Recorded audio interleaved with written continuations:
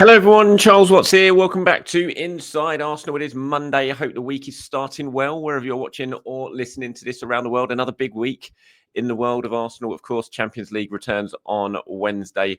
Arsenal travelling over to Spain to finish off their league phase campaign with that game against Girona. Already pretty much, well, can't say certain because I think it's 99.6% certain to be a top 8 finish for Arsenal, but a point would absolutely guarantee it, even though, let's face it, they've already got a top 8 finish. So we'll talk about that game a little bit later on. Open training is tomorrow morning at London Colney before the squad then flies out to Girona. Mikel's speaking at a press conference at about 7 p.m. Tomorrow evening. So we'll get the latest from him in terms of team news and some of the big decisions he's got facing him in terms of what he has to do with his team selection. First of all, look, I hope you can hear me all right. My cat has decided, there she is, that's Whiskey, and she's decided to sit right next to me today while I'm recording, and she's purring away, and she's pretty loud, so I hope you can hear me over her purring. But yes, plenty to discuss today. We will talk about that Girona match, of course, but there's not really anywhere else to start today but the continued fallout to what happened against Wolves with Mikel Arteta's decision to send off Myles Lewis-Skelly. It's still the big talking point in English football. Of course, I gave my views on what happened yesterday and what should happen and what I thought was probably going to happen in yesterday's show, and what has happened since I haven't been overly surprised about. PGMOL look like they're sort of doubling down. Webb looks like he's doubling down on the decision at the weekend. We've seen a statement, which I'll go over in a little bit, about the abuse aimed at Mikel Arteta, which of course is absolutely disgraceful. There shouldn't be abuse aimed at anyone. And if you send in abuse to referees or anyone online or anywhere else, then you need to get your head checked. But that shouldn't be used to sort of wash over what happened on Saturday and what went wrong on Saturday and why, change is needed and why Arsenal need accountability for what happened at the weekend. And Myles Lewis-Skelly should not be banned for 3 games, and the red card should be overturned 100%. So you can sort of the statement and the abuse is one thing. Absolutely, it needs to be looked into, and hopefully whoever's been sending that abuse will get punished. But that cannot be used to change the conversation and to deflect the conversation, which I have to say I would be very surprised if this was not the plan of PGMOL and especially Webb by putting out that statement yesterday, was to deflect attention away from the complete massive error that pretty much everyone, again, 99% of people, pundits, fans, everyone agreed was just a monumental error from Mikel Arteta that is going to cost Myles Lewis-Skelly 3 games this season. It's going to mean that Arsenal's squad's going to be even more stretched for 3 games this season because they're having to factor in a player not available to them who should be available to them. So hopefully we'll wait and see what happens in the next day or so in terms of Arsenal's appeal. They've got to 11 o'clock today to launch that appeal. At the time of recording this, it is just gone 10 o'clock. I haven't heard that appeal has been launched. I have put some questions in and not had any definitive answer back yet on whether this appeal has gone in yet or not. But I'm sure by the time you're watching this or listening to this, you might well know the final answer to that, because I'm sure it's going to emerge pretty soon. But yeah, in terms of let me read the statement out first of all. This is what PGMOL put out yesterday, sort of late afternoon. This was a statement on Mikel Arteta. It said, "We are appalled by the threats and abuse directed at Mikel Arteta following the Wolves versus Arsenal fixture. No official should be subject to any form of abuse, let alone the abhorrent attacks aimed at Mikel and his family over the last 24 hours. The police are aware. The number of investigations have commenced. We are supporting Mikel and all those affected and are determined to tackle this unacceptable behaviour. Sadly, this is not the first time a match official has been forced to deal with threats in recent times. We will continue to support all investigations." Now, again, very clear to point out any sort of abuse, and I've talked about abuse on this platform before, is just completely wrong, and you shouldn't be doing it. You shouldn't be doing it. And so that has to be, that's a really important thing to be said here. But that you can't, these two things have to be separated here. That is terrible, obviously, and it should not be happening to Oliver, to his family, to whatever, however this abuse has come. Because I'm not sure he's on social media, so I'm not sure how this abuse has happened. They've not informed us of that. But it can't be used also as a deflection tactic to change the conversation, which, from my personal opinion, is absolutely what, I've been fully expecting. I wrote about it yesterday. The cover-up was going to start coming in terms of, PGMOL will start to deflect. They'll push out the usual suspects, telling us why it was wrong. Obviously, now we're already seeing, after this statement has come out, suddenly the conversation has changed on Sky, surprise, surprise, about It's not about what was wrong and how Arsenal were wrong and how Arsenal need to get this red card overpeeled. But it was immediately Jamie Redknapp talking about how disgraceful it was. And again, it is disgraceful. You can't be sending abuse. But that it just cannot be used to wash over what went wrong on Saturday. Because what went wrong on Saturday is not the first time we've seen it. And Jamie Redknapp, again, he was talking about it yesterday. He was like, you can count on one hand the amount of mistakes Mikel Oliver has made in his career, which is absolutely, frankly, ridiculous because you can count on two hands the amount of mistakes he's made just against Arsenal, let alone everyone else. So that's just not right at all.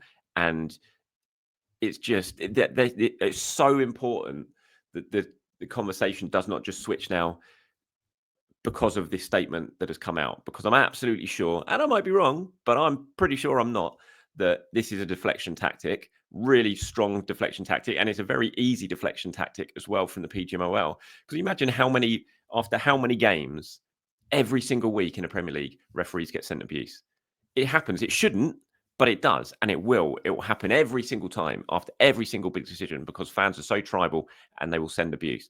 But you never get these statements, do you, after every single game? PGMOL never put out a statement every game having a go at the abuse. So why have they chosen this game to put out the statement? Because they knew it was such a monumental error, because they've seen everyone in football, all the high-profile pundits slamming the decision that was taken, that they've like, what we got to do? We've got to change the conversation here. We've got to deflect something. So we'll put out a statement. That's exactly what feels like. That's what Howard Webb would have done.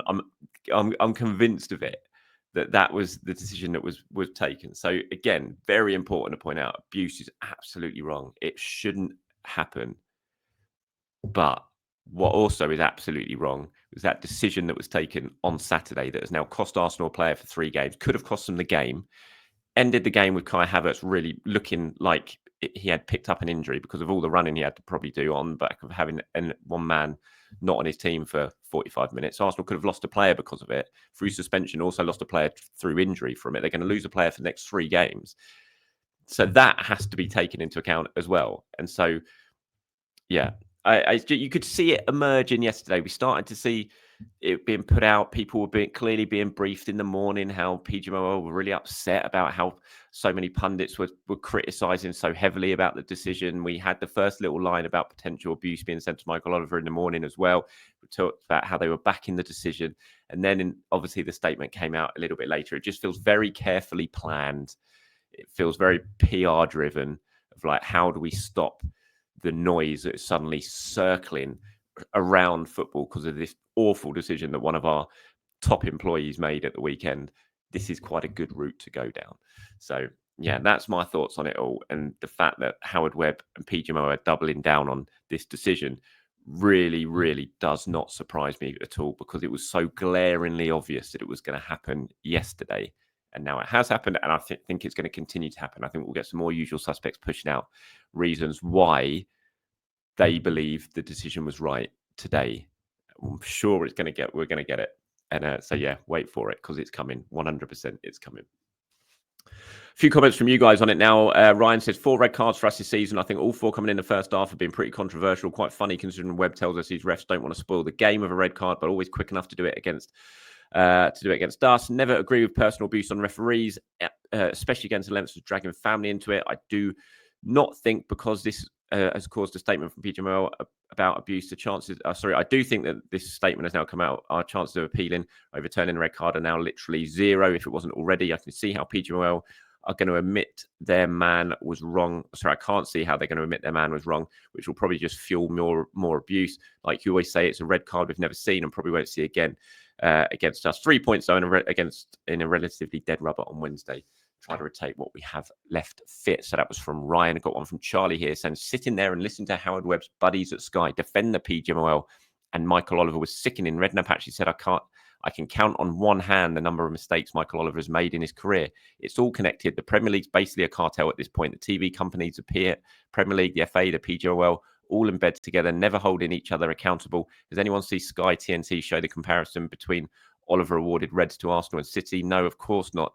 They'd rather spin this false lie about social media abuse, despite Oliver having no social media presence. They didn't actually say social media abuse. They just said abuse. So they did leave it open. So we can't sit here and say they're lying. We just don't know. And, the way football works, I'm sure he probably has somehow had abuse, even if he isn't on social media, because it just happens. So I'm not going to sit here and say it's a lie, but I just think it's very interesting that after this game, they've put out the statement where we all know that referees will get so much abuse all the time. That's not right. I'm not defending that at all, but we know it happens because of the way football and the tribalism works on it. It's just interesting that after that game of all games and that decision of all decisions, they've decided to put out that statement. Chicken Dippers says, hi, Charles, long post. Hope you pick it. I'm sure you're familiar with me commenting on your videos. I've watched every day since you launched the channel. Thank you very much. I purposely held back after the Oliver decision because I was so angry, but now I've calmed down. Firstly, you stated yesterday that you don't want to believe that corruption is in our game. I think deep down, you know there is a possibility. What makes the UK different from corruption that is in Spain, Italy, and China? There's far too many incidents that have happened to Arsenal. Last point, is it possible for Arsenal to refuse to do press? Arteta and players refuse to do post-match interviews. And will we see refs having to explain their decisions after the game like managers and players do? In terms of refs, no, I doubt it. We've always talked about that, but it's never happened. Can Arsenal and Arteta refuse to interviews? Yes, but it will cost them. It will cost the club. They'll get fined every single time they do it because they're contractually obliged to do it with the broadcast rights holders. So, yeah, if they don't do it, they're going to get fined for it. In terms of the corruption thing, look, deep down, of course, I know there's a possibility. It's human nature. There is a possibility. We've seen it happen everywhere else, but I still don't want to believe it that that's the case. I just still think it's, in my head, I still think it's far more to do with them just being bad at their job and the PGMOL backing their friends because they don't want to admit that they were wrong, stuff like that. So I don't want to believe there's corruption. I'm not stupid enough to believe that there's absolutely no chance there is, but I still in my head don't want to believe it, if that makes any sense to you guys. Right, moving on to the transfer business. We've got a week left of the transfer window now. Shuts 1 week today, 7 days. Arsenal still yet to do any business. Sven Nypan continues to be very much talked about at Arsenal. He was at the City game in the box watching from Erling Haaland's box. He's got the same agent as Erling Haaland. From all accounts, there is an interest from City now. David Ornstein was reporting that the interest is from Girona, who are obviously part of the City group. So if he were to sign for the City group, it would be for Girona and then maybe one day eventually go to Manchester City, the similar path that Savinho's taken, for example. But Arsenal, we know, very much in the running for him. They're hopeful they can get a deal done for him that would be this window. Those talks have been going on for a while. They're going on with Rosenberg at the moment. I mean, that feels like the closest one to being done if they can get it over the line. It would be one for this season. Even though he's only 18, it would be one to come in to be in and around the first team squad. But nothing's been agreed yet. He hasn't made a decision yet. Obviously, lots and lots of clubs across Europe are still trying to get a deal done for him, even though Arsenal, believe they're in a pretty good position to get it done. So it's just a case of they can get it over the line or not. We'll have to wait and see. In terms of elsewhere, I'd love to sit here right now and say they're definitely going to sign a striker. They're definitely going to sign a forward. I still think they probably will. They're certainly trying. But I can't give you any names at the moment, just like no one else seems to be able to. At the moment, it is very, very quiet out there. I'm sure they're working hard behind the scenes to get it done, to get something done, but it doesn't feel like anything is imminent at the moment, which I know you don't want to hear with 7 days to go in the window, but that's just how it feels at the moment. But this is football. Things can turn like that. We'll have to wait and see on it. But yes, Sven Nypan certainly seems to be the one. If anything is going to happen at the moment, he seems to be the one that's probably the most likely at this stage. Right, moving on to the game against Girona on Wednesday night, so 2 nights away. I said yesterday I don't want Kai Havertz anywhere near this game. We don't know if he's even going to be fit enough to play in this game anyway, because of how he was at the end of the Wolves game. He was in real pain. You could see him struggling. He went up for a challenge in injury time with one of the defenders, landed, came down, couldn't get up again. Was on the pitch, was on the floor for a while. Then when the full-time whistle went, Arsenal medical staff ran out onto the pitch and they went down and treated him for a while. He did get up and he did walk over to the away fans after the game, but he was limping pretty heavily. I mean, you can see in the picture here, he's holding what looks kind of like his hamstring. We'll have to wait and see what Mikel says at his press conference tomorrow. I am going to go down to open training tomorrow at London Colney in the morning, which might mean, by the way, that I don't do a video in the morning. It might be that my video, you have to wait a little bit later for it tomorrow, because I might do it after open training, because there's no point really doing it before, because whatever I talk about could be out of date by the time open training comes around, and we'll see if any of these players are fit or not. But if he is fit, I still don't think he needs to be playing in this game. Arsenal are through. Basically, it's done and dusted. We don't know where they're going to finish yet. They could finish third, they could finish 8th, but they're going to finish in the top 8. So do you really need to risk Kai Havertz when he's your only striker. You've got no other option for the Premier League. Arsenal got a massive game against Manchester City the weekend. I just don't see why you need to take any chance with Havertz for this game. There are other options. They're not great options, but there are other options you can play, especially in a game that basically is a bit of a dead rubber. It has to be said. I just wanted to comment on this. This one from a Torres who says, "Hi, why are you always talking about Havertz like he's a world-class striker? You know that he is our problem up front. He is not good enough to play for us. Too many 100% chances he's missing. You say he's working hard, but everyone does. We bought him to score goals, not run around like I don't even know what that's supposed to mean. That last word.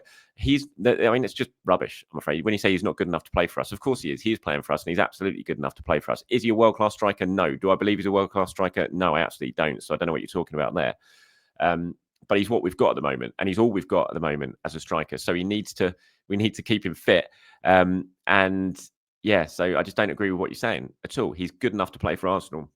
He's shown in the last year that he's good enough to play for Arsenal. He's been an absolutely integral part of the good stuff Arsenal have done this season. Has he missed chances? Yes. Do Arsenal potentially need better than him as their central striker? Yes. Even if that striker comes in, does that mean he end up Havertz at Arsenal? Absolutely not. He's still got massive amounts to give to this team. He's really important. So when I talk about him, I don't talk about him like he's a world-class striker, because I know he's not a world-class striker, but I think he's a very good player who has contributed loads to this team and continues to contribute loads to this team, even if he does miss some chances. So, yeah, don't agree with your comment, I'm afraid. A couple more here. One from Langer says, against Girona, Havertz and Rice both need a break as well as Timber. I'd love Arteta to rotate a bit. Maybe Raya, Partey, Saliba, Calafiori, MLS, Jorginho, Marino, if fit, Odegaard, if he's not ill. On the left, Sterling, Trossard and Nwaneri on the right. I think this is a strong enough team to win while resting a few players. Yeah, I mean, MLS will definitely play, especially if he's facing up to a ban in the Premier League. So he'll definitely be one of the players to play. I think Kivior comes in for this game. I'd be very surprised if he doesn't play in this game. It'll be interesting to see what he does at right back. When I talk about it, Arsenal do have other options up front, instead of Havertz. Yes, I mean, you can play Butler a day. I mean, why not? It'll be his first start for Arsenal. He's probably going to leave in the summer. It'll be a massive moment for him. He is a forward. Just play him in this game. It doesn't really matter if Arsenal don't get maximum points from this game if they go through. But I just don't. I'd be very worried if you're playing Kai Havertz, even if he is fit. It's just a big risk. And I agree on Timber as well. I don't think Timber should be anywhere near this game for me. So if that means Partey at right back, it means Partey at right back. You've got to rest some of these players. You can play Sterling as a central striker, as a sort of false nine if needs be. You can play Nwaneri on the right, play Sterling as a false nine, and then one of Martinelli and Trossard on the left, which means you can rest the other one for the Manchester City game. There are options. They're not great options. Like the Sam below there says, could we play Marino up front instead of Kai for the game? He's played pretty advanced role for Spain coming off the bench. Could be an interesting experiment. Hold up play, link up play, heading ability. Could be a way to give the forward line a rest. I mean, there are options. I don't like the idea of Marino playing up front. It would be the slowest front line in the history of the world. But there are other options. They're not ideal, but this is a situation Arsenal are in right now. They just don't have any forwards. So you're going to have to sort of take a few chances and to give someone like Kai Havertz a rest. But I do think it is absolutely essential. It's an important game. As you point out, Sam, you said game is important to win. And I do think he's not going to make wholesale changes. He will still go pretty strong. But I just think there's a few key areas, a few key players that really do need a rest for this game, even if they are past fit to feature. And Kai Havertz, Timber, for me, two absolutely key ones to that. And as you point out, maybe Declan Rice as well, to keep Declan Rice fully fit for that game against Manchester City at the weekend. Right, that's it from me today, everyone. Thank you very much for your time. As always, like I said, tomorrow's show, I'm not entirely sure yet what I'm going to do. I think I will probably wait until after open training to do it. So it might arrive a little bit later tomorrow, sort of around lunchtime, if that is okay. Because it just doesn't make any sense to do it before I know the team news, before I know who's trained or not. It wouldn't make any sense, because anything sort of news I give you might be a little bit out of date by the time you end up watching or listening to it. So thanks for watching. Have a good Monday, everyone. I'll speak to you soon. Bye-bye.